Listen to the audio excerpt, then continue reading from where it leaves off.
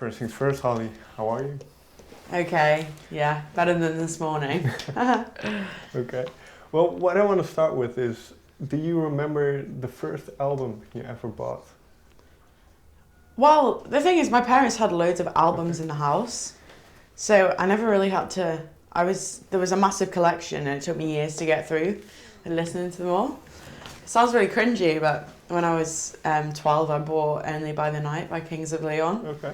Because I went on a school trip and I put it on my iPod. So, yeah, I think that was the first album that I went out and bought. Why this one? I don't know. I think a boy that I fancied, really liked Kings of Leon, so I went and got it. And then now, for some reason, I know all the words to the whole album, but I've not listened in about 6 years. Okay. So, yeah. So it's not that cool. So it wasn't something you found appealing musically, in a sense. No, I think it's their best album personally. I think it's really good songwriting, but it's not the kind of music that I listen to in general. I loved my parents' CD collections. It's really cool. What are some of the records that stuck out from their collection? It's just I suppose it's like most people's parents my age. It's all very 80s. So it's like Fleetwood Mac, Joy Division. My dad is a massive Smiths fan, so a lot of the Smiths. Like Bjork. Okay. It was even some Craig David, just loads of stuff. They're a bit of a hoarder for CDs. But am I right in saying that you had a very academic upbringing? Yeah. Well, yeah. I mean, I didn't know any different, if that makes sense. So I worked hard and I loved the subjects that I studied. So when did the interest of music come into this? Or was it always there? Or?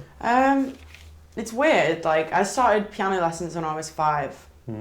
And I was really shit at my lessons. So after a few years, I'd get bored and take on another instrument. So I must have liked it enough because I carried them on, but I wasn't all my friends were getting to grade 8 by the time they were 11 and I was there. I never got past 6. And I can play loads of instruments like guitar and drums and oboe, but I never got past grade 6 for some reason. After then I was like, fuck it. I give up, I'll learn another instrument.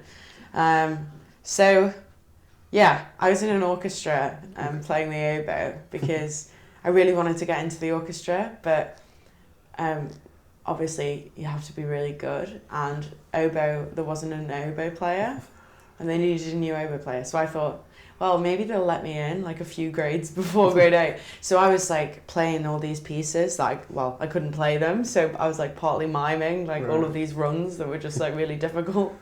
So yeah, I was really naughty when it came to music, but I never studied it in school or anything.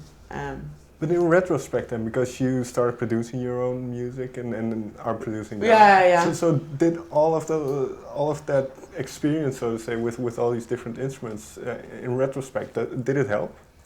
I think what it was is I'm quite a creative person, but because I was good at other things, it was suppressed. And so I was very unhappy in high school, but I didn't know why, and I was getting good grades but I don't know, I wasn't doing something. And I think with my personality, my writing kind of balances me out as a person because it's almost like therapy. So I kind of something happened when I was 14 and I kind of rebelled and started, I got this fascination with heavy electronic music, and I used to sneak out the house and go to a lot of raves in the city. What instigated this turning point, so to say? I think I was just on SoundCloud and stuff like that, and I really like that kind of music. And then I went out and I got in with the wrong crowd, very separate from from my village and the girls' school and my friends. A lot of older boys, and yeah, it was an addiction to going out and I don't know. I'm a massive techno fan and stuff like that. So so there was this contradiction. I was a bit of a contradiction, so yeah. So this fascination with music that's so different to anything that I've ever known. So it's music that is using like synths and man-made instruments, like, you know, like laptops and stuff like that, and the fact that everybody in the room was dancing to something that only had a few elements in, and it was very minimal, and I just thought it was so beautiful, and so I had a lot of appreciation. Yeah.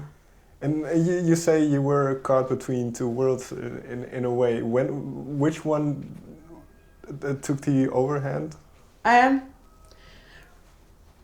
don't know, because I think when I started producing when I was 17, when I first like started putting things on GarageBand, it was definitely somewhere in the middle. Like it was never fully heavy electronic music, and it was never fully like the classical and the songwriting and the stuff that I've been brought up with. Like pre 14 years old, I was listening to like Bon Iver and Joni Mitchell and you know, a lot of like real songs, and so I think sonically I just liked somewhere in the two, and I could never let go of both worlds. And you say, well, that songwriting for you is therapeutic in a way. So yeah. What was the first song where this kind of had that effect on you? With something that you wrote?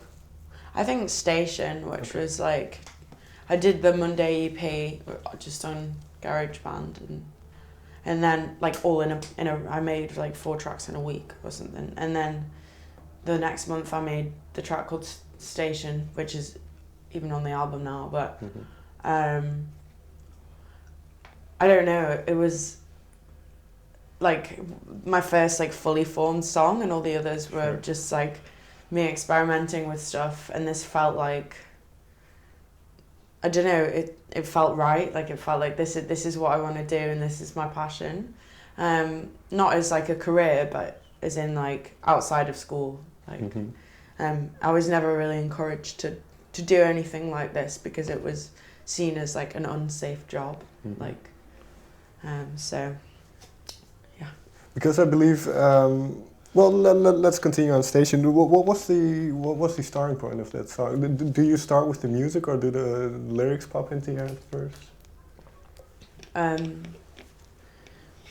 It's usually the words first. I'm a very visual person, so I have to like write it out, and like, yeah, it's a bit like a poem in the same sense of like rhythm and structure and rhyming words and everything, and obviously like doing English and writing poetry and everything is the only kind of writing training I've ever had, because I've always done like academic stuff. And then yeah, the piano comes like 10 minutes later.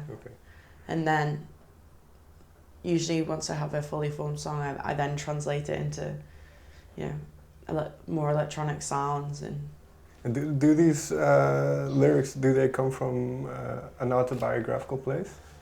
Yeah, I mean, I personally, I'm not very good at writing about things like hypothetically. Like for everything is very real, because I find it easier. It flows more when you're talking about stuff that's real. I like the challenge of writing things hypothetically. Like in the future, I'd like to write for other people. But at the moment, I only find it easy to write about what's happened to me. So I kind of need something to happen before the second album comes. Like I need to live a little, so I have stuff to write about. What was the main thing then that happened in the past 2 years that kind of is what Long Way Home is about? The majority of the album is about a relationship. Like that happened. Like, a single one? Yeah. And then there's like a few songs which are like Station and Falling Short and Painter that were about a different relationship, like before. So yeah, it's very much like me making sense of a situation. And so. Well, you say it's for you it's easier to write about things that you know, but at the same time, can it be hard to write about these personal things and then have people? Yeah, it's like it only becomes difficult when you get questioned on it a lot, and then you're like, shit, why did I do that? Because I'm bringing up, like they're bringing up these things that may come across as like fake relationships, you know, like, because it doesn't matter how much you talk about it, it doesn't take away how much like it hurts, or like because I think people forget that like I'm a real human person like them. It's like, how would you like it if I was just like, so then, do you miss your ex-boyfriend, or how, you know? But then I think that's the sacrifice that a lot of creative people make. Like you do what you love, but at the same time you're exposing a part of you, which is very scary. It's a scary concept. But you can't do one without the other unless you create this alter ego, unless you write about other things, and that's not the kind of person that I am. So I think it's just throughout this album process, I'm gonna be able to cope with things a lot more, I think.